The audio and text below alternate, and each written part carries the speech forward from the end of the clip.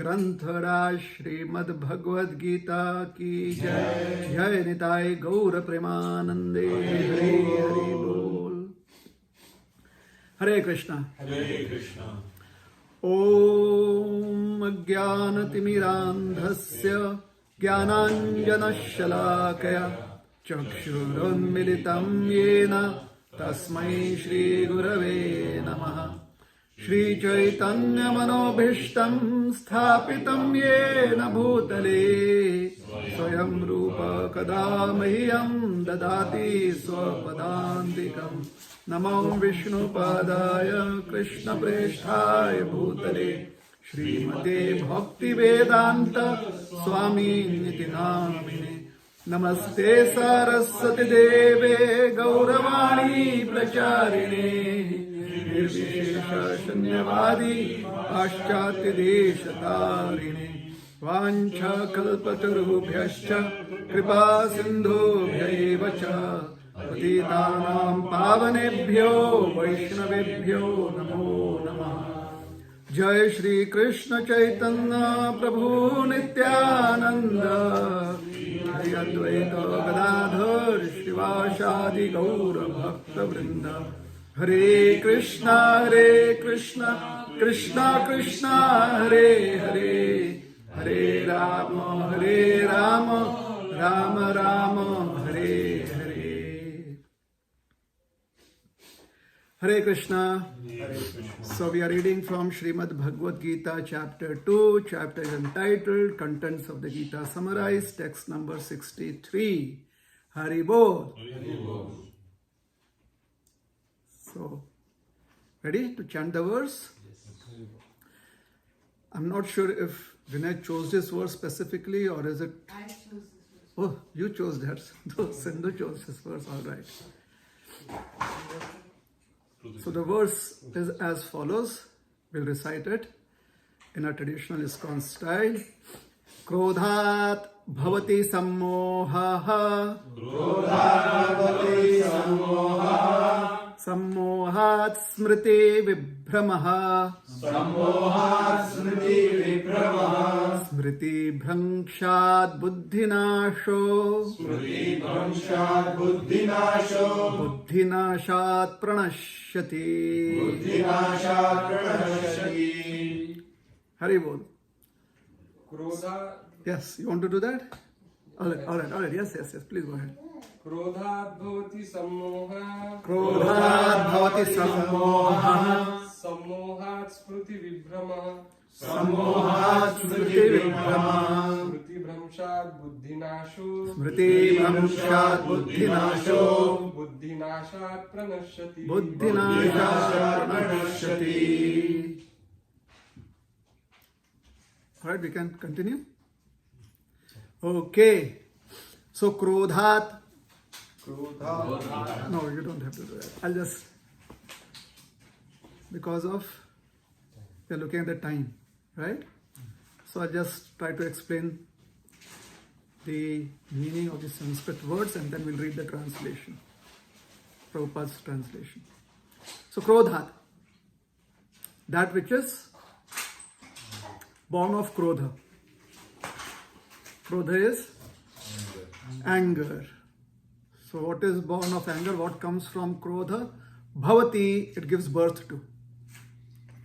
So anger, obviously this anger is being picked up from the previous verse. There's reference to this anger from the previous verse, right? So anger now is giving rise to sammoha. Sammoha means delusion, illusion, confusion, lack of clarity. That is sammoha.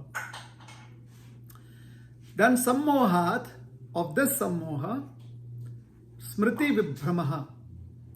So the word bhavati is not used here, but the word bhavati would be applied here too. Because of the illusion comes the following result. The result is smriti. Smriti means the memory.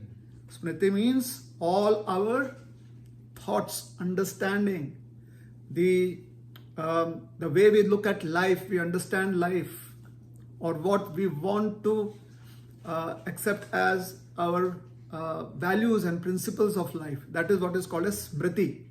So smriti is not just memory. It's not just our memory stick which gets erased. No. Smriti implies all that which we have valued in life and we hold on to those values. Vibhramaha, smriti vibhramaha. Vibhrama means, again, we are no longer clear of what our values are, of what our principles are. So the clarity is lost. Okay? Smriti bhrangshat. So smriti vibhrama, that the impressions or the sanskars, the value system that we have accepted to be the basis of our living as a human being, whatever value system we have, now that is kind of, there's a fog around it. So we ourselves are not able to discern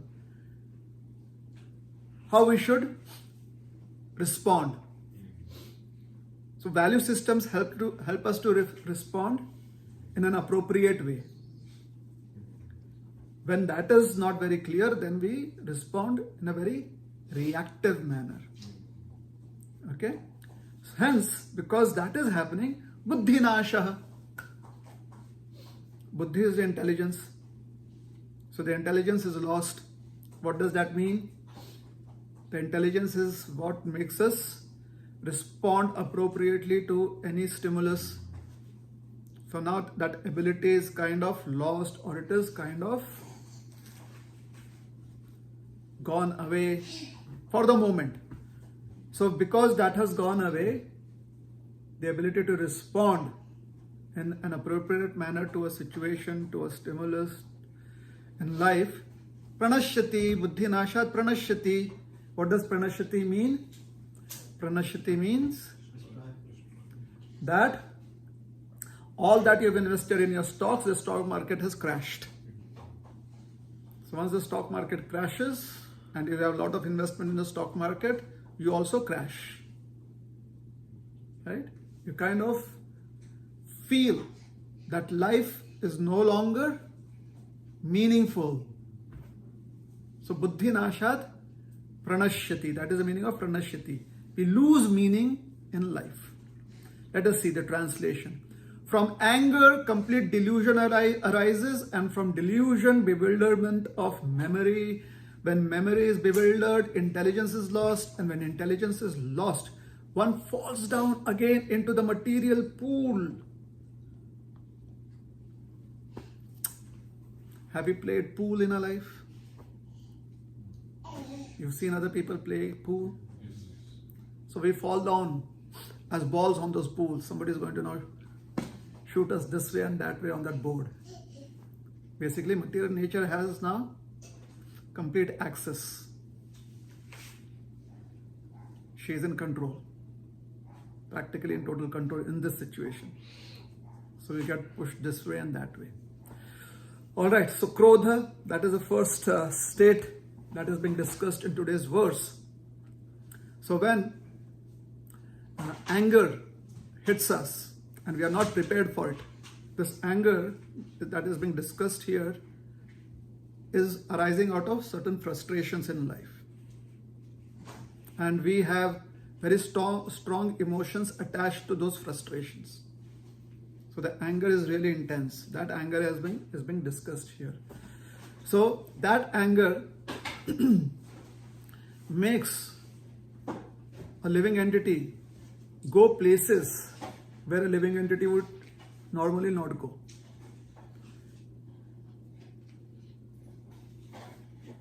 One would, because the anger impels one to respond in a particular way, the way that the anger wants you to respond, you actually start things that are not actually there. For example, in anger, I'm just giving an example. You may just hit out at another person. Correct? Now the existence of you hitting out at another person is not there in your life, because that is not what you do. You don't hit another person. But now that anger makes you see a quality that should not have been there in you. So it takes you to those dark places in life, which is many a times hurtful to one, or at the least, it causes great pain to somebody else. The anger. Because one starts imagining a certain situation in anger, like someone is inimical towards me, or life is not being fair unto me, etc., etc., etc. One starts giving meaning to completely baseless situations. One starts feeling emotions that could never have been imagined in our lives. One feels those emotions. So this feeling that one generates within one, this is the delusion. In anger, you may say words, you may perform actions, and later on you yourself would not believe that, how could I do that? So when you start saying things like that how can I do it? So basically, when you did it, unconsciously you had faith in your ability to do it. Understand this? Haribol, you want to come? Like, yeah. Sorry? Okay. So when when one is in that situation where the response that one has given to a particular stimulus or to a particular situation unconsciously is so unbelievable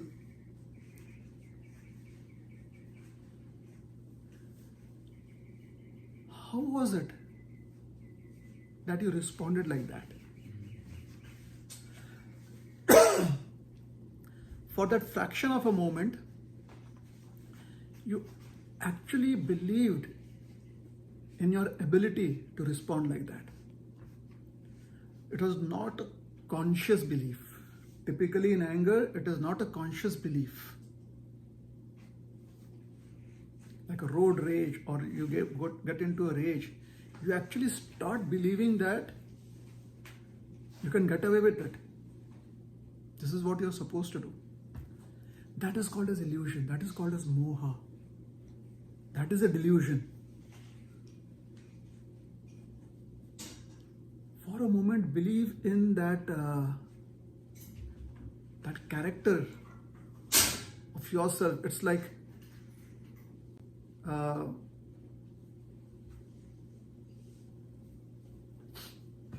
should I give names of some very famous asuras in the Bhagavatam, the Puranas?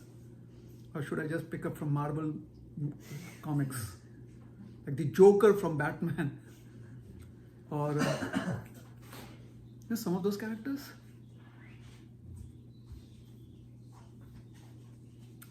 That's all I know from Marvel. I don't know any of the other characters. I don't remember. The person actually believes in being evil. Now that is, they are consciously believing in being evil.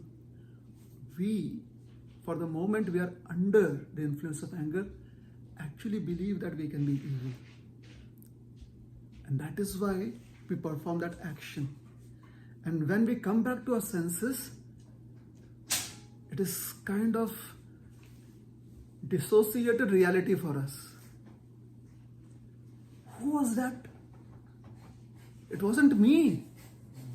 And that is why we try to convince others, please believe me, that is not who I am. That is what you were.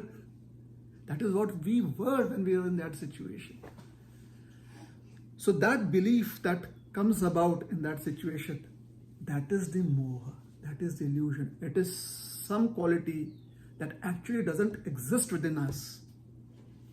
But anger convinces us that that quality exists within us, and therefore we use the strength coming from that quality to respond.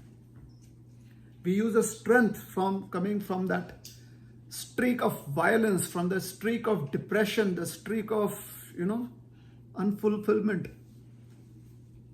We accept that quality, and accordingly we respond. So that belief system is the moha that is being spoken of here. That is the delusion. It's like, another bipolar. For a moment we are bipolars there. Isn't it? No, it's not a disorder. Medically it won't be a disorder. You need to kind of repetitively show it as a disorder. But for the moment, that is bipolar. Your brain has reached a particular state which the brain has conveniently put in cold storage. And somehow you access it because of the anger. Hence, when you come back to your senses, it is in great disbelief. This delusion that is being spoken about, this moha that is spoken about, this moha in the civilized world, it reflects aviveka. This moha reflects the ability to be severely handicapped in seeing, in having clarity in life. Severely handicapped. Avivek. The discrimination between healthy and unfavorable is totally lost, and not just lost, actually we have tilted towards the unfavorable. Alright? So this is the moha that is being spoken about.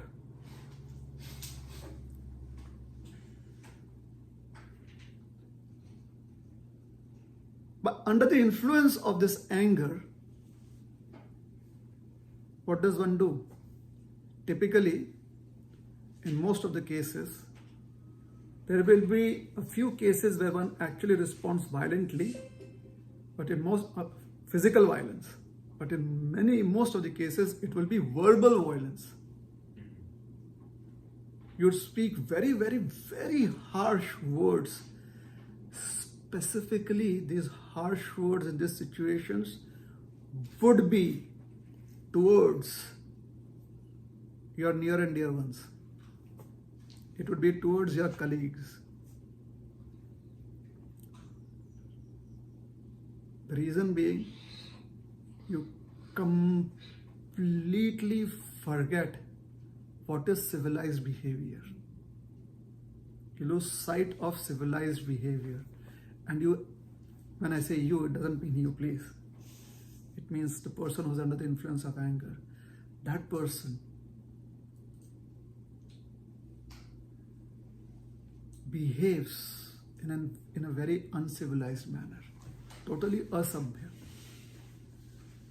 Because when there is moha, when there is delusion, you have no idea, you forget the understanding of civilized life. Civilized life basically means that you have set certain parameters within which existence is healthy.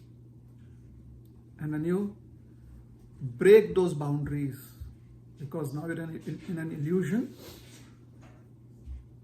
the boundaries are broken down, then one behaves in a very, very uncivilized manner. Like one may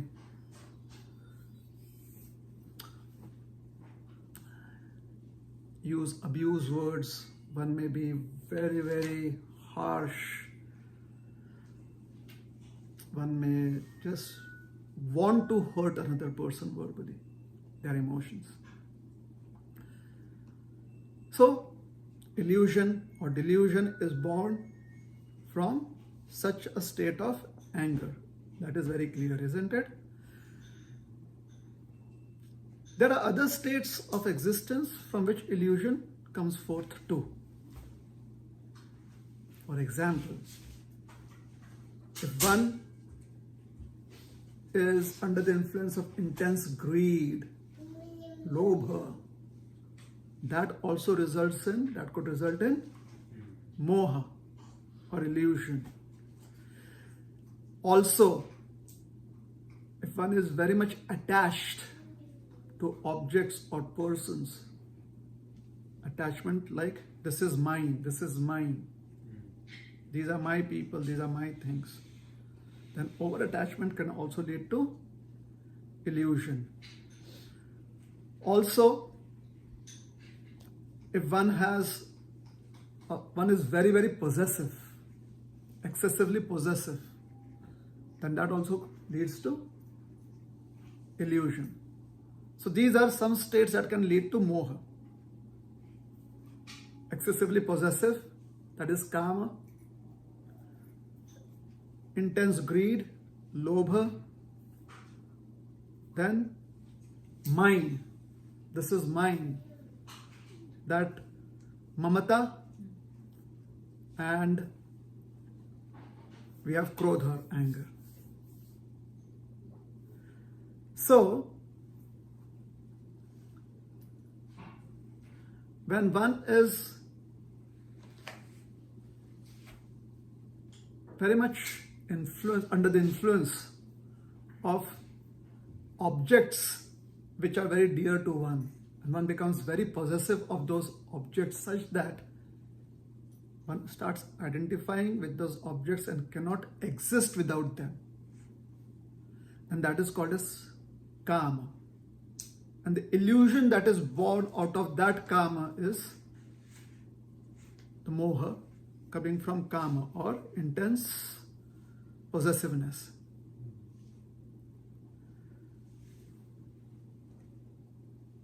In such a state,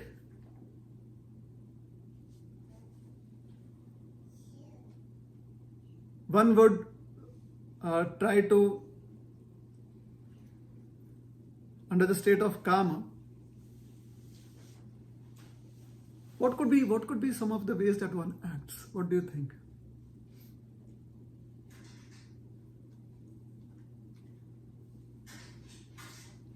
Always trying to be around that object or that thing that they are. Stalking, ghosting someone. Yes, this is what people do. Or try to control them. So this is when you're under the influence of Kam. Then under Krodh, anger, one will speak harsh words. When it is greed, then one does not care whether one is following the law or not following the law. One easily breaks the law. And when there is mamata, this is mine, these are my people, these are my things, then one becomes very biased in life and thinks that their bias is the religion of life. The biased behavior is the religion of life, isn't it? Of these four that we are discussing, three of them, the one that is born of intense attachment, the one that is born of intense greed, or the one that is born of thinking or this trying to declare ownership over others, mamata, these show you wanting to control others, right? So you are thinking yourself to be the center of attention and you want to exert yourself on others. But Krodh is actually wanting to harm others. In the other three, because you want to possess the others, you don't want to harm them intentionally. But in Krodh, you actually want to harm the other person intentionally. The object of your anger, you want to harm them intentionally. Hence, Krishna is using the word or the emotion of Krodha in this verse and not any other emotion or any other situation. He could have said, from Kama comes Krodha and this Krodha gives rise to illusion, right? Or he could have said that Lobha gives rise to illusion. Or he could have said that Mamata gives rise to illusion. But he says that anger or Krodha gives rise to illusion, because Krodha is the emotion where you want to, or anger is the emotion where you actually want to harm others. It is very, very dangerous compared to the other three. All four are unhealthy. But of them, anger is really bad. Really bad. And hence Krishna uses anger as the source of illusion in this verse.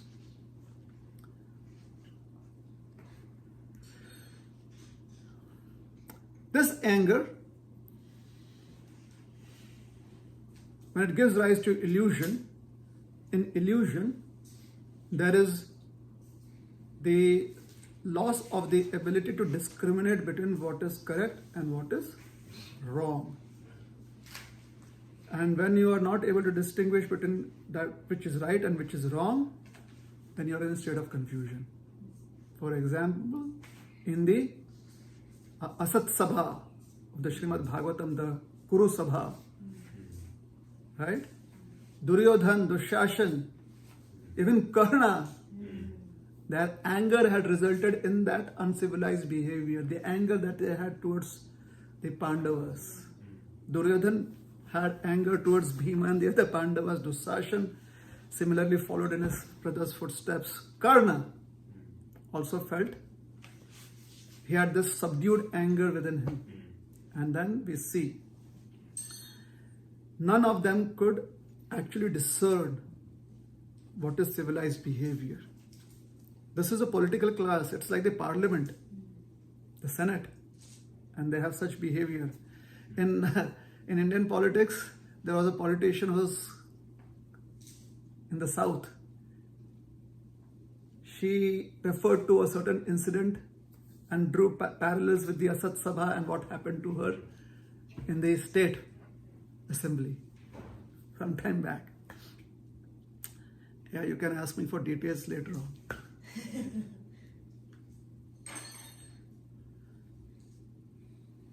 Sammoha is a delusion wherein there is an inclination to desire to engage in inappropriate actions. This illusion that is born of anger is the illusion where you become, unknowingly you become inclined towards inappropriate actions, towards adharma. So unrighteous desires now start manifesting within your heart, within your consciousness, because your compass is now inclined towards the dark side. And hence, that tendency. So first there is the inclination. You just kind of tilt, and there is a very, very strong tilt towards that which is inappropriate. Correct? Now, inappropriate desires arise in your heart. Same Asat Sabha. Inappropriate desires now arise within the heart. Duryodhan, Dushashan, Karna. Yes? And a tendency to behave inappropriately settles down within your consciousness. Now that could settle down only for that moment, or it could stay and linger for a longer period of time. But at least for that moment of illusion, delusion, moha, the tendency to do something inappropriate arises. Sammoha also brings you to a state where you have an illusory perception of knowledge, and you start justifying how your actions are actually according to religious principles. Your actions are actually according to the law, and therefore in that Kuru Sabha, no one could challenge Duryodhan because they were also as confused, because Duryodhan was quoting the law. He was justifying his action as being appropriate. So there is the delusion of knowledge too. So knowledge, which is supposed to give you clarity, actually now becomes ajnan or ignorance in the form of knowledge, in the garb of knowledge. Very, very dangerous situation, because in such illusion, the knowledge that one is trying to rely on puts us into more delusion. And it makes us draw inaccurate conclusions from the sutras, from the principles, from the laws. Inappropriate. And we present the principles of knowledge in entirely a biased way that completely is biased towards our vision of life, our projection of life. This gives us a sense of being righteous, being right. That is the delusion, that is the moha. Such a man, such a person will speak anything, do anything that one likes to do or one likes to speak. Yes, please. Okay. Prabhuji, so how can we, 2% Prabhuji, how do we do an internal check for ourselves, and how do we make sure that we don't listen to someone who is in that mode, because they are very convincing. It's easy for someone who's not strong to be convinced by their arguments. How do we do internal check, and how do we do external check of others so that we don't get into this trap? In a society where we feel very okay to sell our shares at a very low price to somebody else, another buyer who we trust a lot.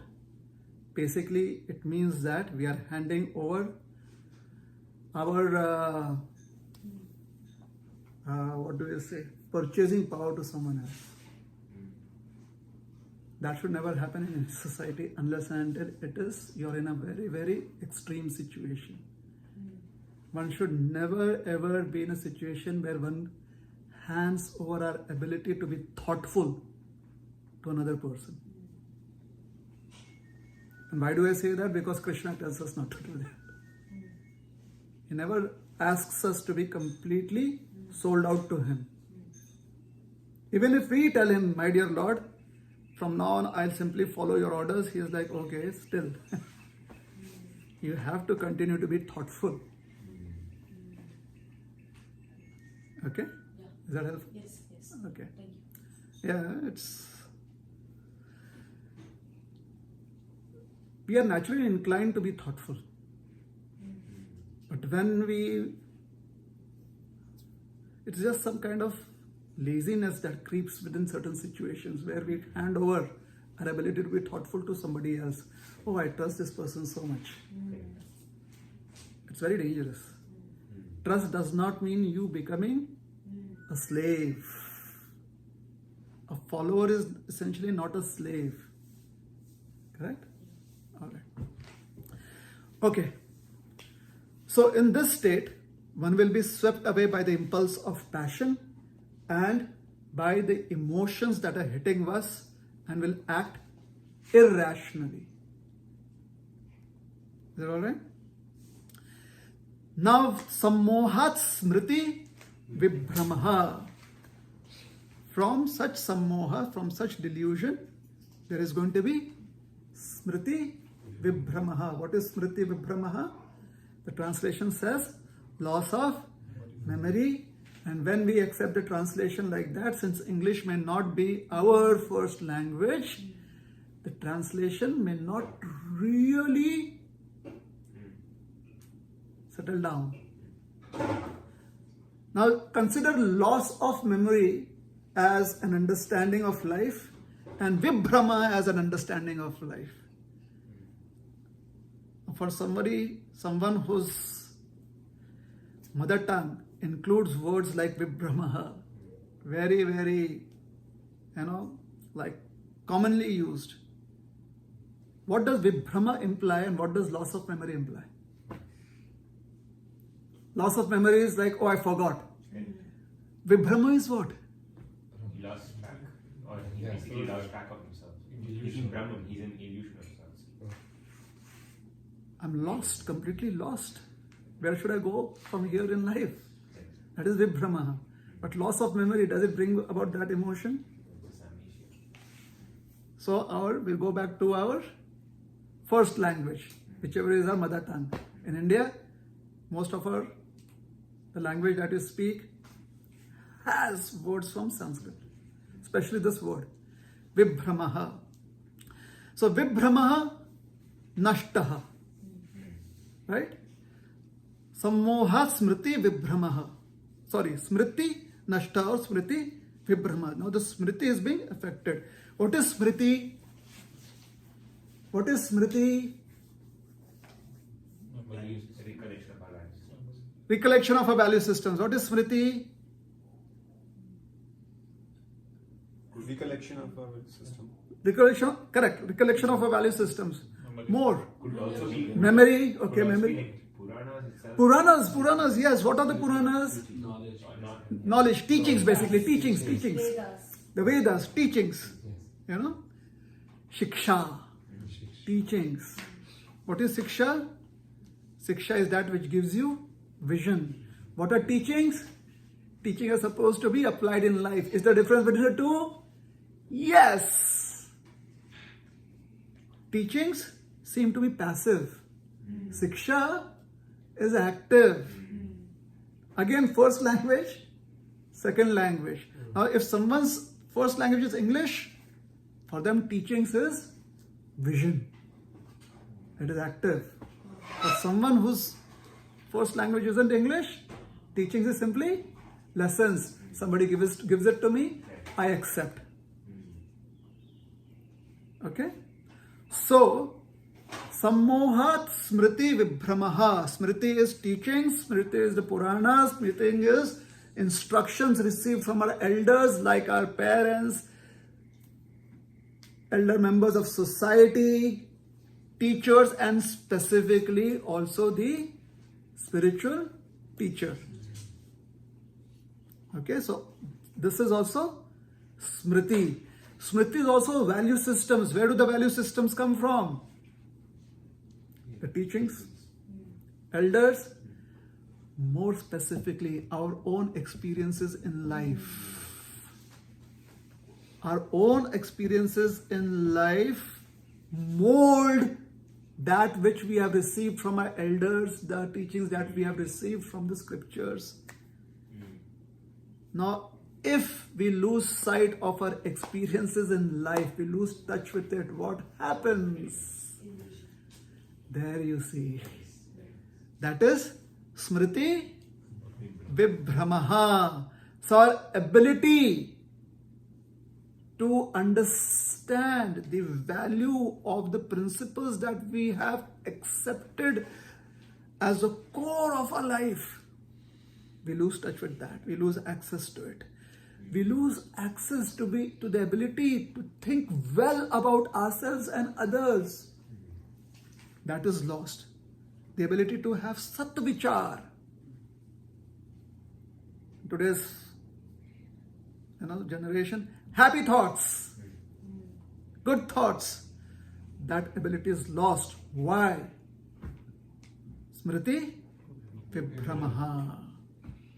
Because the experiences that convince us, our own life experiences which convince us, this value system is very good for me. We lose touch with that. We lose touch with who we are. Smriti Vibhrama also implies that the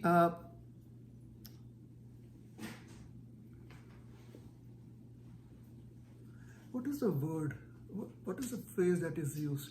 Action plans that you have in life? Is it called the action plan? Goals. Goals is, yes. Plan of action? Okay. You all do that. Exercise. To-do list. But in the corporate world, what is it called as? Actionable items, right? What's that called? Objective key results. Sorry? Objective key results. Objective key results. Anything else? Action items. Things like that. So the SOPs, we have those SOPs in our life. If I see someone XYZ, then this is how I behave with them. Those are our SOPs in life, isn't it? Or if I have to speak, then I understand whom I'm speaking with, in what environment I'm going to address. All of that, those SOPs we have already inculcated, we have listed it within our lives. This is what I will do. This is what I will not do. These are our, what we call as do's and don'ts. Basically, those are SOPs, isn't it? Those are our actionable items in life, isn't it? We lose sight of that. Smriti Vibhramaha. Alright? What else? This is a discipline that I'm going to follow. Whatever it takes. We lose sight of that. We lose touch with that. This is how I'm going to grow in life. Our growth curve, we actually light it up and destroy it. Because of Smriti Vibhramaha. So in this way, all that which we had decided is good for us is lost in a moment. It is not just anger that is doing it, according to this analysis. It is the loss of memory or Brahma, Vibhramaha, the illusion born out of the anger which completely clouds our ability to discern between or discern our value systems. It decides what is favorable and what is unfavorable.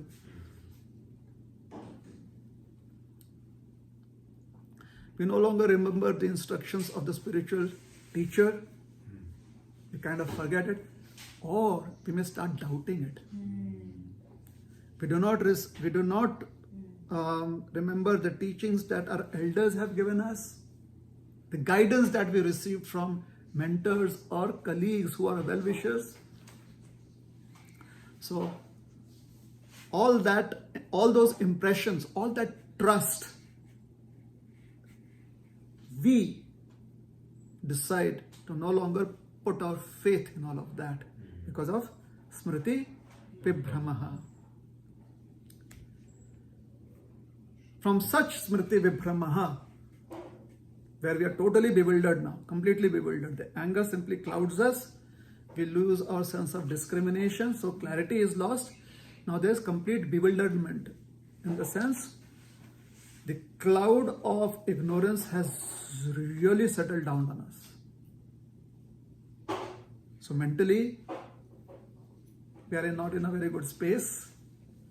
Physically, the body is on high alert. Therefore, there is going to be very reactive responses coming.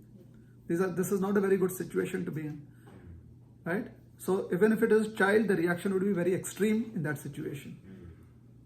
Disproportionate response. This is called bewilderment. So from such bewilderment arises or we create a situation where we harm ourselves. We do not see the benefit that we could have had in life, and we willingly destroy all bridges that is connected to sanity. We completely burn it down. So everything that we have spent time in over the period of so many years,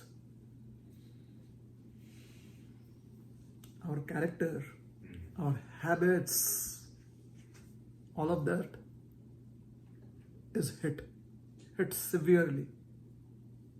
It has taken us a lot of time to build up an image of ourselves in our mind and of ourselves in society, and that is hit big time. So when that happens to us, Smriti Bhangshad Buddhi Nashaha,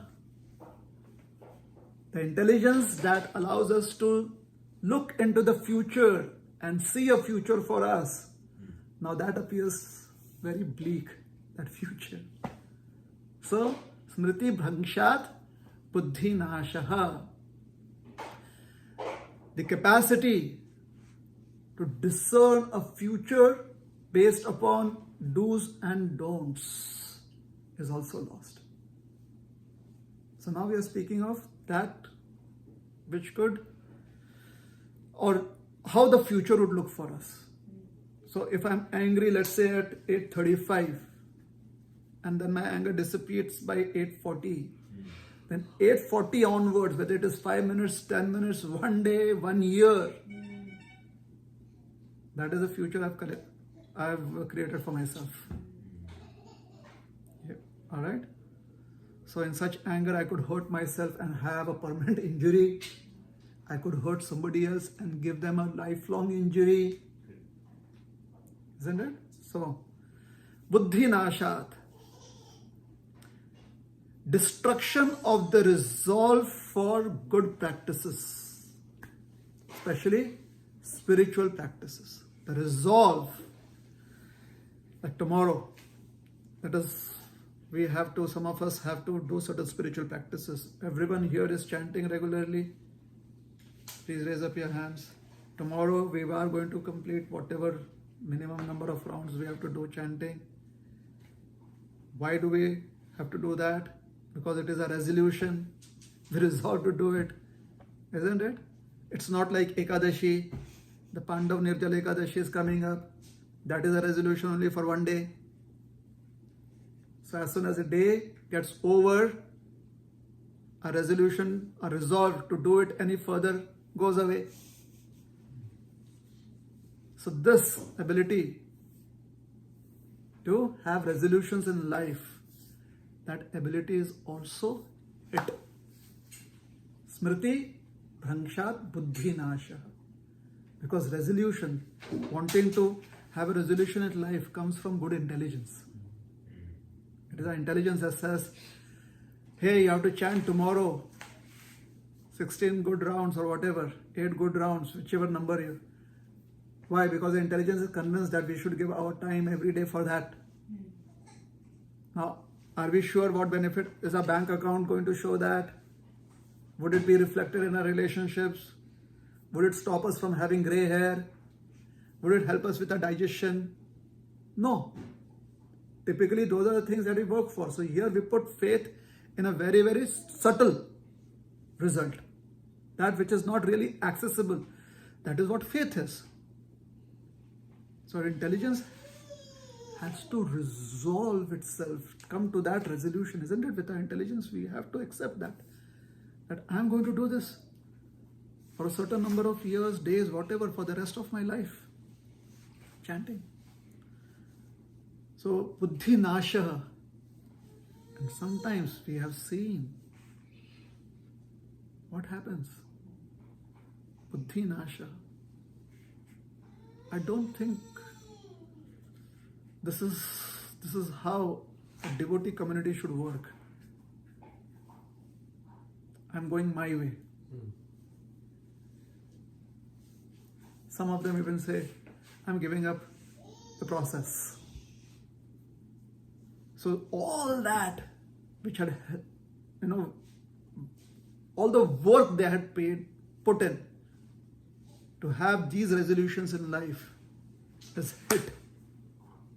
I'm not saying that is wrong. Please don't. I'm not criticizing them. What I'm saying is this is an example that we can relate to. It could be at your workplace. It could be your house. People practically after such an incident just say, I have no more relationships, relatives in this world. They walk out. Completely cut themselves off from the people that they knew up till then throughout their life. Some of them give up their very jobs, give up the colleagues that they know because of such situation. So, the resolve for good practices, that also is hit. Buddhi Nasha. This Buddhi Nasha, or the ability of the intelligence to think properly, imagine a good future for ourselves, it also brings in the non-awareness of one's eternal connection to who we are, omnipresent soul. We really fall like face down into the conception of I am the body. The bodily platform of existence becomes very, very strong. Buddhi Nasha. Okay? So self-awareness is also hit severely because anger arises out of situations that the body goes through, and one's connection to the body makes us feel that I am the person that is hit. I am the person that is at the receiving end. Thus, having lost the ability to have resolutions for a secure future, and also landing up in a place of non-awareness of oneself as eternal soul, we actually say goodbye to all our spiritual credits. Spiritual credits in Sanskrit is called as Purushartha. We no longer are interested in our Purusharthas, our spiritual credits. Thus, Buddhinasha pranashyatihi, and therefore one falls down into the well of samsara. Buddhinasha, the well of, or the cycle of birth and death, the cycle of bhog and tyag. Once again, one goes into that cycle. So yes, we'll stop here. Oh, it's 4:09. Any questions, clarifications? Oh, thank you so much for such a wonderful class. I read these words for so many times. One of my favorite verses. But today's class was like, truly another dimension for me. Thank you so much. You're welcome. I was curious. So there have been few examples that I know very well known rishis, like Jamadagni rishis, and maybe I don't know few more. Durvasa, right? They had the anger or krodha as one of the qualities, and that has kind of come up in you. So how should we kind of interpret that? They being like such a advanced rishis. Okay. How should we kind of interpret that? How should we kind of look at it, interpret it? Yeah. So there are references in the Puranas of certain rishis. Specifically, two names have been taken. One is Jamadagni Rishi, and the other is Durvasa Muni, isn't it? And so how do we relate to that? How do we understand? Because they are very advanced or exalted rishis, correct? So this is my response. We understand spirituality as a science, isn't it? Now, science can be looked at as one entity, or it can be looked at as in so many subdivisions. If you look at it as one entity, that it's really huge. But if you look at it in ways of, let's say, branches of science, then it's easier to try and focus on one of the branches. Correct? For example, physical science, chemical science, engineering, space, etc., right? Different branches of science, but it's science, isn't it? Similarly, spirituality is a science. It is a very, very huge subject matter. Each of these rishis represents certain branches of the science. So am I interested in the branch that Jamadagni Rishi belongs to? Am I interested in the branch that Durvasa Muni belongs to? Although their references have been given. So that is how we can try and look at these references.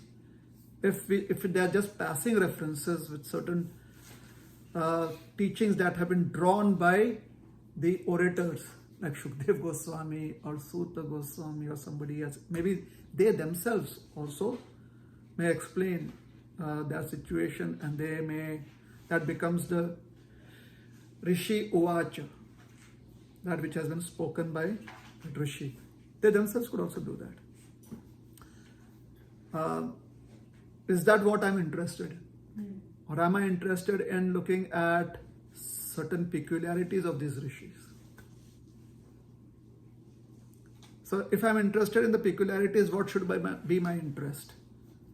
If there are certain characteristics that these rishis have, what could be my interest?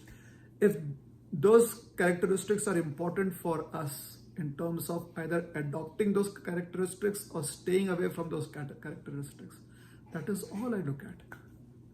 So in these cases where we see the rishis being a little, they show volatile behavior, maybe I should keep myself away from such volatile behavior in me.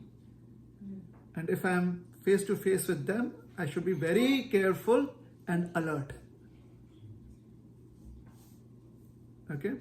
For example, when I go and take a dip in the holy river, in one of the holy rivers, take your pick, maybe the holy river Ganga, I should be alert because the undercurrents could be there.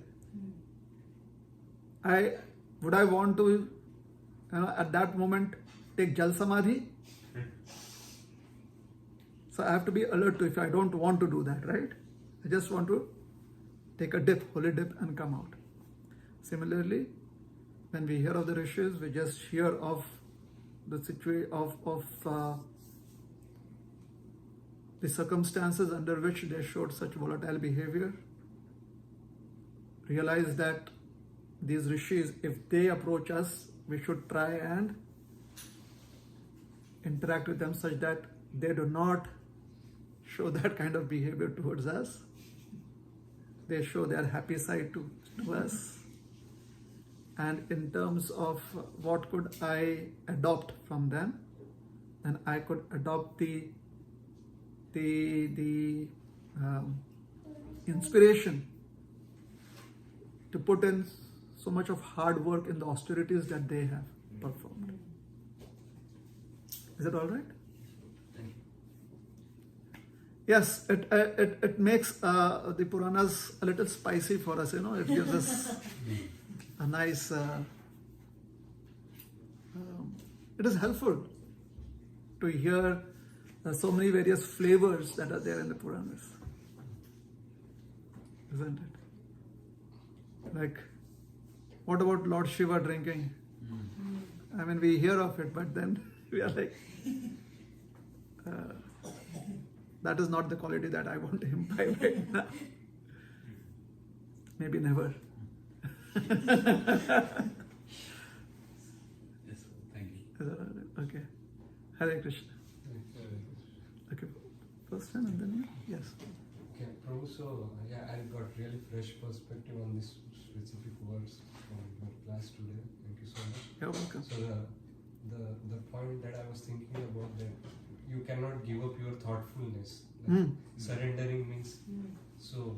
I mean, there are few things I have around this, but as a spiritual person, we start with that, right? You surrender to certain philosophy, and then you give away your thoughtfulness somewhere, which is because the thoughtfulness also has a context, right? I have some thoughtfulness which I think right, other person has something else, like this Ritvik discussion, or like Ukraine-Russia war, India-Pakistan war. Like you talk to any side, they have their rational thoughtfulness behind their actions. So it's very contextual, circumstantial.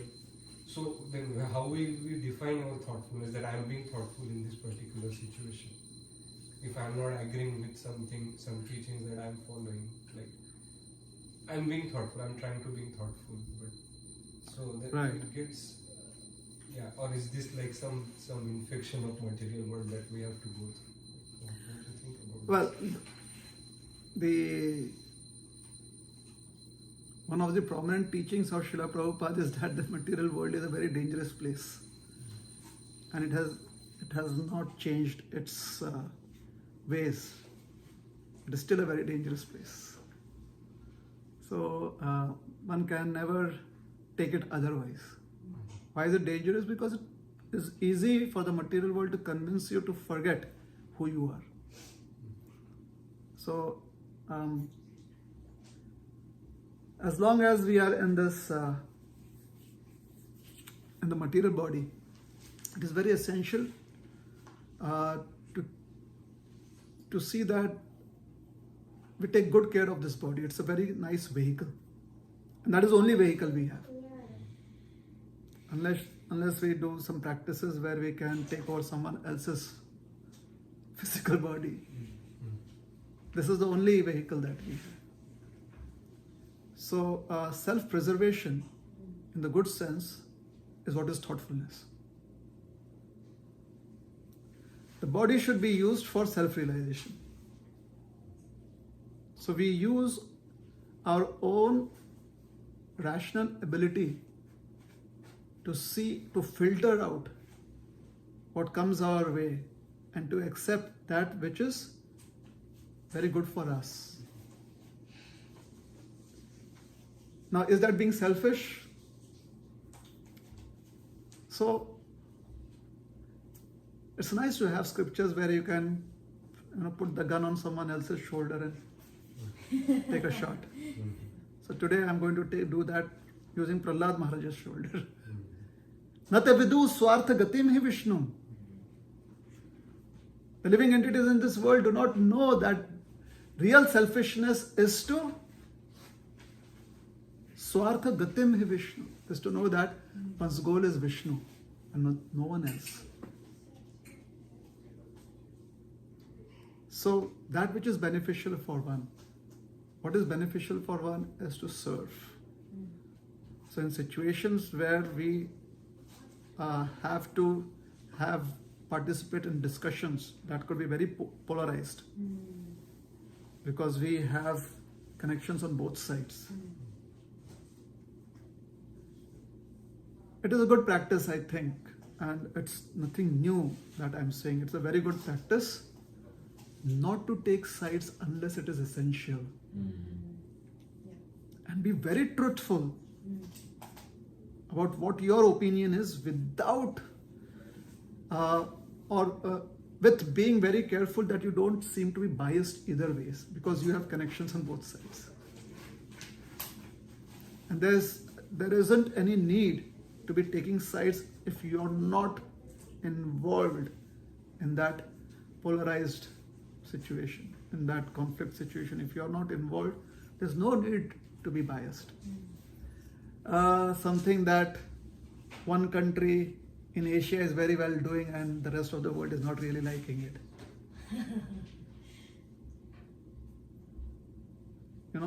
Politically, which country is doing that?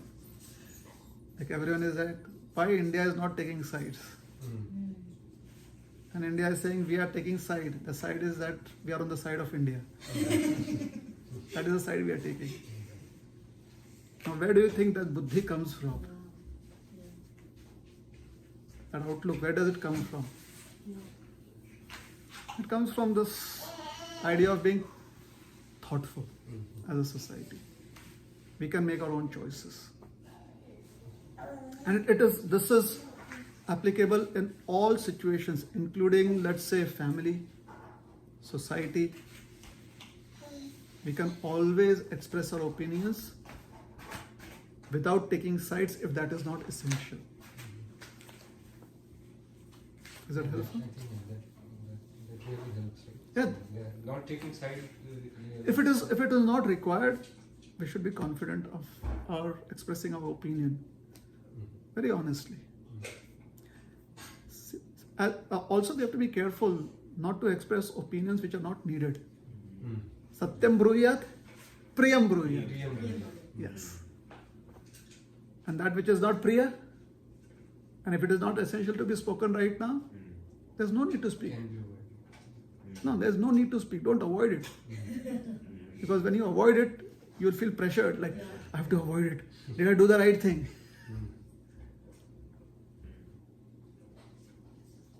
Satyam apriyam na bruyat. There's no need to speak. You need not speak about it. Is that all right? Another quality of the, I think, how many devotional qualities should a devotee have? According to Srimad Bhagavatam? Sorry, according to the nectar of devotion. Nectar of devotion. How many qualities? 26 is as per Chaitanya Charitamrita. 26? 26 is a good number. There's more actually in the nectar of devotion. One of the qualities is to speak only when it is needed. It is, what is it called in Sanskrit? Meeta vak or something like that. To speak only that which is essential. When you do that, then it is helpful. Is it all right? Yes. Okay. Yes, Prabhu. You So, have kamat bhavati krodha. Kama. The verse before Krodha. that says, from the kama comes krodha. So if I'm intensely desiring something, and let's say I don't get it, usually we hear that when the kama is unfulfilled, it leads to krodha. I'm trying to understand how kama leads to krodha. So if my kama, my desire is not fulfilled, I'll feel, okay, not fulfilled, what can be done? Not everything you can get. And I don't get angry. So under what circumstances kama leads to krodha? Dhyayato. I did the dhyana. No. I got the asakti. Only when that is all that you are thinking about. So it's very intense dhyana, right? You become very, very possessive. You want to possess it. You really want only that and nothing else. So this entire series of two verses is originating from a very intense dhyana. Sangha. Dhyato Vishyan Pungsaha. Then after that is what? No. Sangasteshu Pajayate. Sangat Sanjayate Kama Kamat Krodha. So Dhyato is not just meditation. The word Dhyato means meditation, that you are thinking about it. But Dhyato is because you become obsessed by it. So it's not like daily simple trivial desires. It's not referring to those kind of desires. When those desires are unfulfilled, then it will cause krodha and then you'll be finished. So these two verses are not referring to like trivial desires. When you say simple Trivial. or trivial, you're already accepting the fact that you are beyond triviality. There could be somebody who's not beyond triviality. What may be trivial for me may not be trivial for someone else. So it's very subjective. So here we are not speaking about a universal existence of deep obsession. For me, my threshold for obsession could be very high, someone else could be very low. So anyone who's obsessed, it says. Is it all right? So yes, if it is trivial for me, then most probably I won't be obsessed with it. So I'll go about my life. But for somebody else in a similar situation. Good example.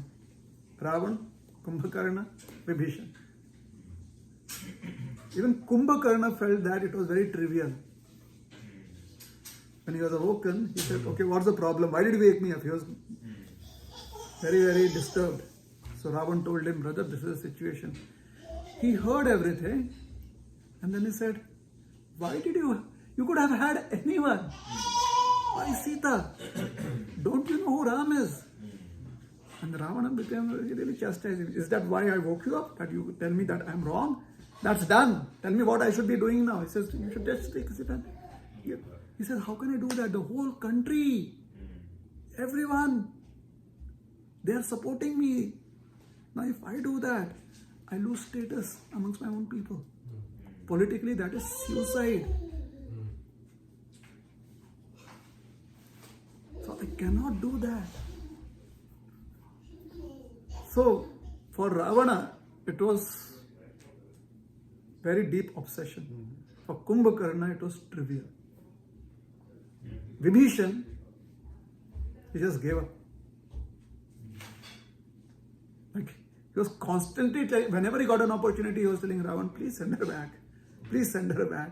He never ever for a moment thought that Ravan could survive this. Never for a moment did he ever accept the fact that Lord Ram will not come. Ravan was kind of hoping that he would never come. How could he come? He doesn't even have an army. He doesn't even have weapons. He doesn't have wealth. How would he travel across the ocean? So his hope was more of a conviction. How would that forest dweller come to Lanka? So the underlying theme is obsession here. Obsession. That is what is Dhyato Vishyan Pungsa. And whenever Prabhupada refers to this verse, or when he is giving a lecture on this verse, you'll always see Prabhupada hinting towards that. He's very strong on this point. Okay. And you're constantly meditating and wanting to have, wanting to possess an object of a desire. What Prabhupada is focusing on? Obsession. That obsession. Obsession. That obsession. Like, can you give an example? Like, where Prabhupada insist on this apart from No. this? He wouldn't give an example. That is what he is hinting at, that mood, that attitude that a person is in. I did not. It's like the neighbor's orange tree has oranges which are, I tasted, it's very sweet. I just need more of them, with or without permission. So anytime the neighbor's car leaves the driveway, you can hear it, you're like, look, is he gone? Should I jump across the fence? So now you understand what is obsession? Because you're not just meditating on the oranges, you're feeling uncomfortable with the idea of going and asking him for more, because you know you could be rejected, or you feel that is below your status. However, you cannot give up on wanting to have those oranges. So what do? At night, you'll want to see if they've gone off to sleep. And see if you can jump over the fence and get. So very, very benign example. I'm trying to. So that is what is dhyato vishayan pungsa.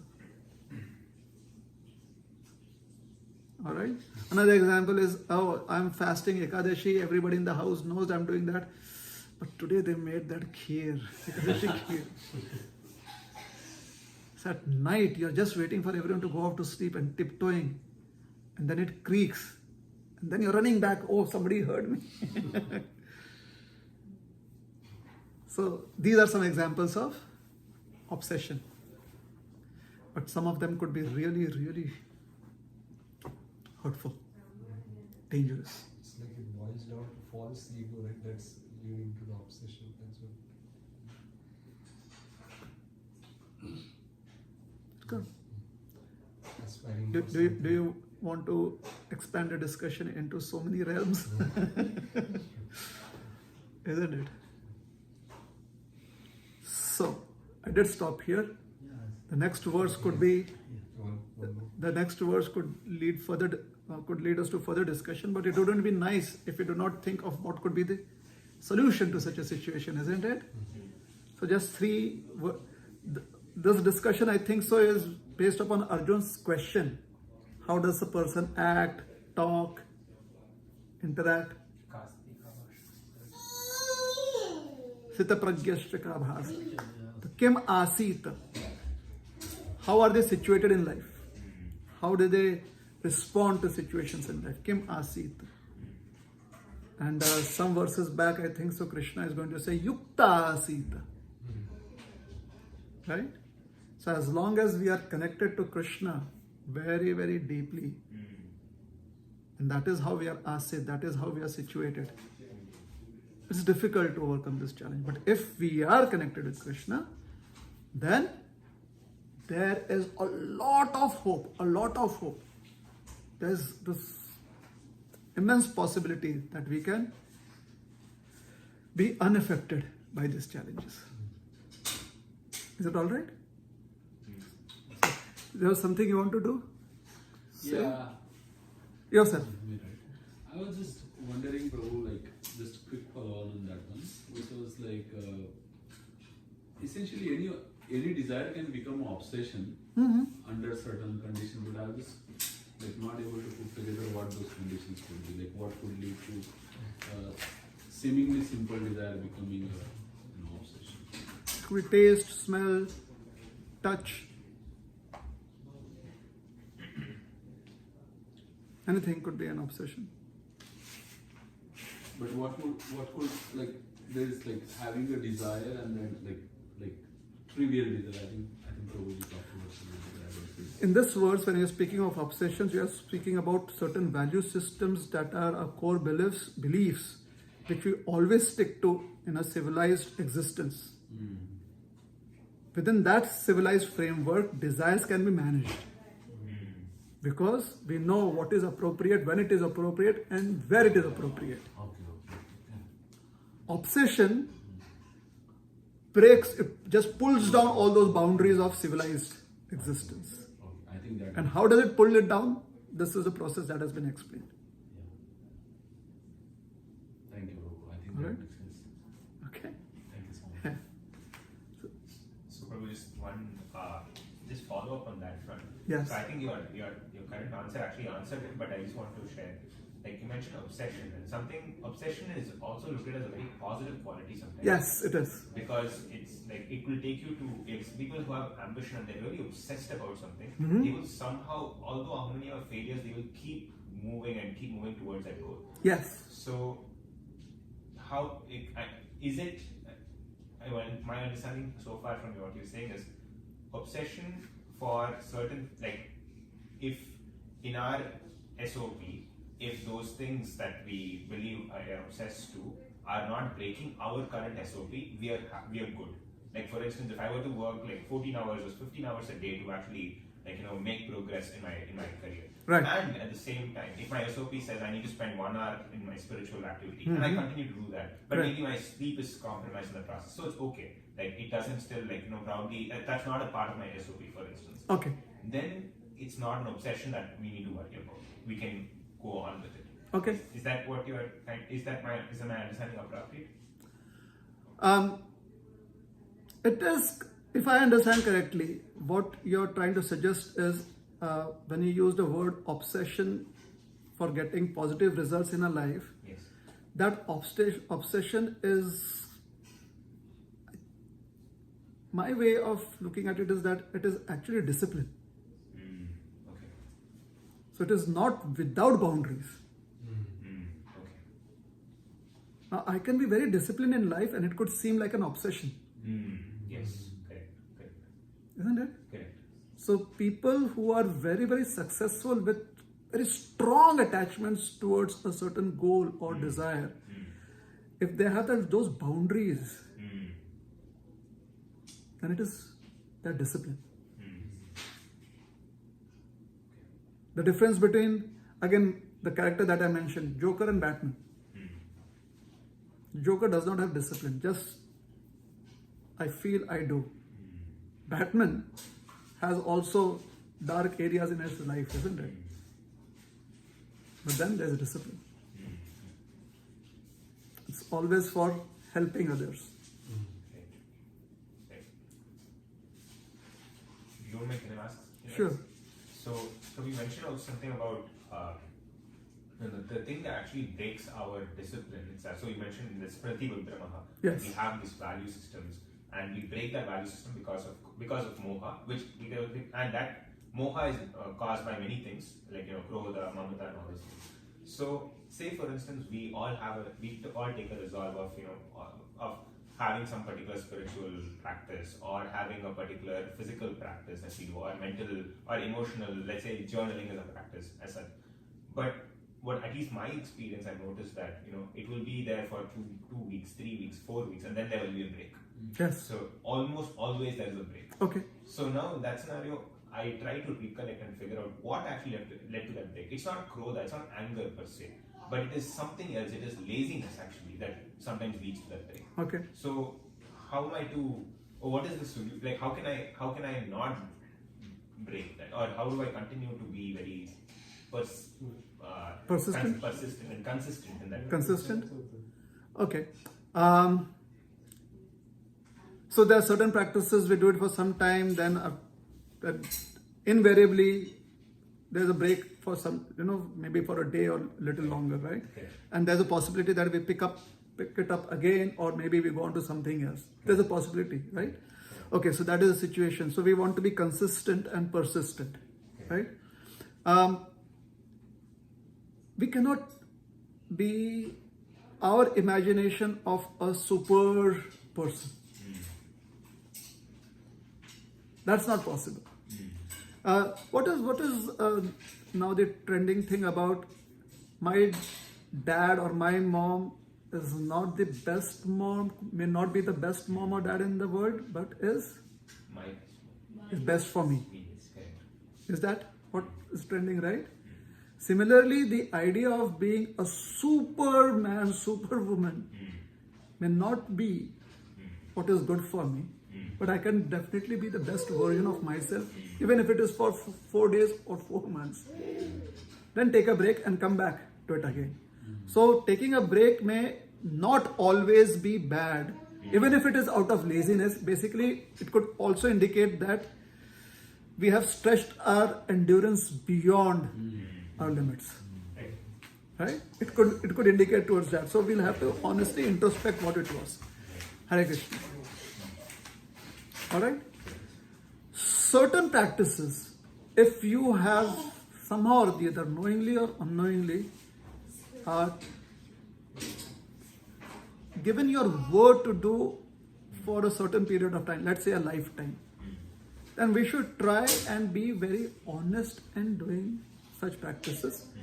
And hence it is very important that before we sign up for such practices, we really think through it. And not under some, let's say, peer pressure or societal, arrangement. We try and not do it, especially not as adults. And if we have done it, then let us try to really be sincere and persistent with it. Because as adults, sometimes we have to make decisions in life that are not according to our choices. And still we do it for a better cause. So maybe we can try and do it. But those practices should be very, very limited practices in our life. Like in ISKCON, if we take up the vow of chanting 16 rounds every day, because we have taken a vow in front of, let's say, the fire. It's like, another thing is like, if you have kind of expressed to everyone that this is what I want to do in college or at the university, then because you have promised them, you try to do your best. There may be exceptions. Maybe 5 out of 100 may say they want to do something else. The rest of the 95 try to do their best, even if it is a challenge for them. Okay? So, few commitments like that could be taken up. Be very, very choosy about it. And very, very thoughtful about it. As adults. Isn't it? Because as adults, even if you hit somebody who's parked, you're still responsible and you have to pay a fine. Right? So as adults, when we make a commitment, we give our word, then there's a price to it.